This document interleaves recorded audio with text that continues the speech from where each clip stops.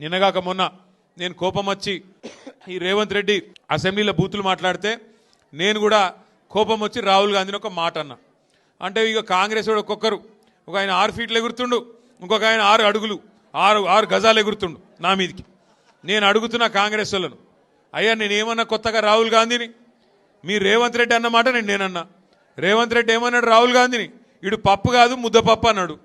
నేనేమన్నా గదే అన్నా, ముద్దపప్పు నిజమే నేనన్నా. దానికి నా మీద ఒకడు 6 ఫీట్లు ఎగురుతుండు, ఒకడు 6 గజాలు ఎగురుతుండు. ఎగిరేదేదో మీరు రేవంత్ రెడ్డి మీద ఎగురురి, నా మీద ఎందుకు ఎగురుతున్నారు మీరు? మీ రేవంత్ రెడ్డి అన్నాడు సోనియా గాంధీని బలిదేవత అన్నాడు.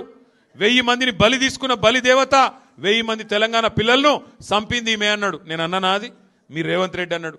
గసొంటోని తీసుకొచ్చి ముఖ్యమంత్రి చేసిన ఏమనాలి మరి? ఏమనాలి నేను? అందుకే అన్నా, ఆ ముద్దపప్పు గారి గురించి నేను అనలేదు.